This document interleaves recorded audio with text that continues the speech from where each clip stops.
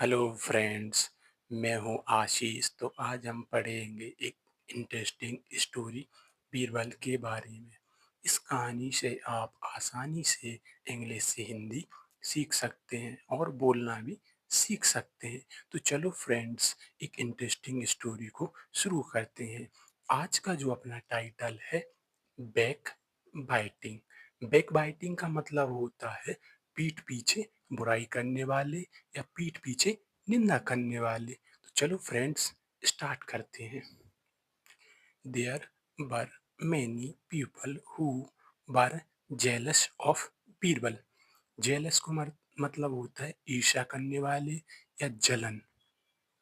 People को मतलब होते लोग और मैनी को मतलब होते बहुत सारे। देयर, यहाँ पर जो देयर यूज हुआ है, जब सब्जेक्ट मतलब सेंटेंस में सब्जेक्ट नहीं होता तो वहाँ पर देयर का यूज करते हैं, लेकिन इसका कोई भी मीनिंग नहीं होता। देयर वर मैनी पीपल, बहुत सारे लोग थे। Who were jealous of Birbal. Who co मतलब होते जो, जेलस ऑफ बीरबल तो बीरबल से जलन करते थे। तो इस पूरी सेंटेंस को मतलब यह हुआ, बहुत सारे लोग थे जो बीरबल से जलन करते थे। बंस, एक दार। Such a person stuck a poster at a busy crossing. Crossing को मतलब होते चौराहा, बिजी को मतलब होते भीड़ भाड़, स्टक को मतलब होते चिपकाना, पर्सन को मतलब होता है व्यक्ति, सच को मतलब होते ऐसा, और सच आ पर्सन ऐसे एक व्यक्ति ने स्टक आ पोस्टर, पोस्टर को चिपकाया एट आ बिजी क्रॉसिंग, तो भीड़ भाड़ वाले चौराहे पर। तो इस पूरी सेंटेंस को मतलब ये हुआ, सच आ पर्सन मतलब होते हैं ऐसे व्यक्ति ने भीड़ भाड़ वाले चौराहे पर पोस्टर को चिपकाया। The poster cursed Birbal in all possible way. Cursed को मतलब होते कोसना या बुराई करना।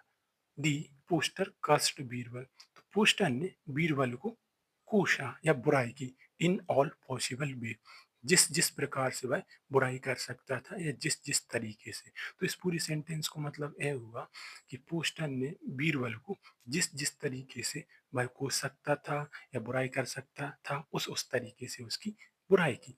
Many people read it. Read को मतलब होते पढ़ना, मैनी को मतलब होते बहुत सारे, और पीपल्स को मतलब होते लोग।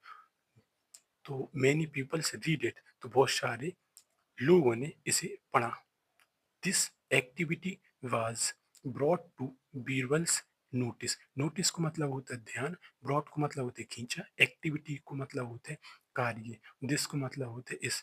दिस एक्टिविटी, इस कार्य ने was brought to Birbal's notice, तो बीरबल का ध्यान खींचा। तो इस पूरी सेंटेंस को मतलब यह हुआ कि इस कार्य ने बीरबल का ध्यान खींचा। He along with some other man reached the sport.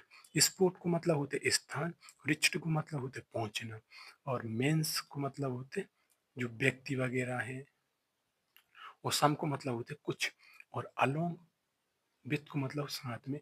He along with some other man, तो वह कुछ कुछ अन्य व्यक्तियों के साथ रिचर्ड दी स्पोर्ट, तो उस स्थान पर पहुंचा।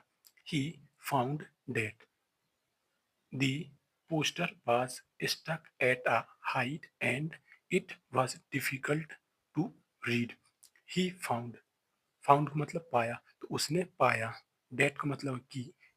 दी पोस्टर was stuck, पोस्टर चिपका हुआ था, एट अ हाइट, उस ऊंचाई पर, and it was difficult to read. Difficult को मतलब होते कठिन, तो इट वॉज डिफिकल्ट, तो ए कठिन था, टू रीड पढ़ने के लिए। He got the poster removed and got it stuck at eye level. Eye level को मतलब होते आंखों के स्तर पर, और स्टक को मतलब होते चिपका देना, और रिमूव्ड को मतलब होते हटा देना, पेपर को मतलब होते कागज।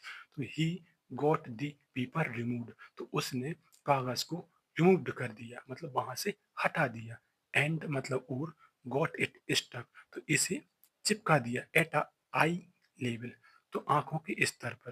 तो इस पूरी सेंटेंस को मतलब ये हुआ, उसने कागज़ को वहाँ से हटा दिया और इसे आँखों के स्तर पर चिपका दिया। Many people had gathered there. Gathered को मतलब होता है एकत्रित होना या इकट्ठा होना। मैनी को मतलब होता है बहुत सारे, पीपल को मतलब होते हैं लोग। तो many people had gathered there, तो बहुत सारे लोग वहाँ एकत्रित थे। Birbal addressed all of them.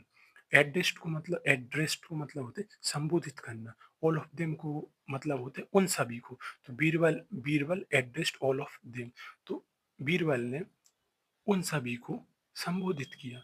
This paper is a pact between us and our future. Future को मतलब होते हैं भविष्य, बिटवीन को मतलब होते हैं बीच में, और पैक्ट का मतलब होते हैं दो। एक तो होते हैं संधि और दूसरा होता है समझौता। पेपर को मतलब होता है कागज। This paper is a pact, a कागज समझौता है। Between us and our future, between को मतलब बीच में, हमारे और हमारे भविष्य के। तो हमारे भविष्य और हमारे बीच के ए पेपर एक समझौता है। It was pasted eight a height.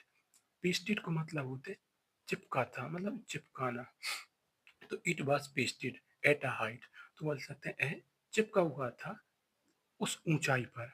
I got it pasted at eye level. I got it, तो मैंने इसे प्राप्त किया। पेस्टेड एट आई लेवल, तो आंखों के स्तर पर इसे चिपका दिया। तो इस पूरी सेंटेंस को मतलब यह हुआ, यहाँ से लेके यहाँ तक, तो मैंने आंखों के स्तर पर इसे चिपका दिया। So that all may conveniently read it. जो कन्वीनियंटली है उसको मतलब होते अच्छे तरीके से, रीड को मतलब होते पढ़ना, इट को मतलब होते इसे, तो ऑल को मतलब होते सभी। सो डेट को मतलब होते ताकि, ऑल में कन्वीनियंटली रीड इट, तो सभी इसे पढ़ सकें अच्छे तरीके से। I inform my opposition date. Inform को मतलब होता है बताना, और अपोजिशन को मतलब होते विरोधी।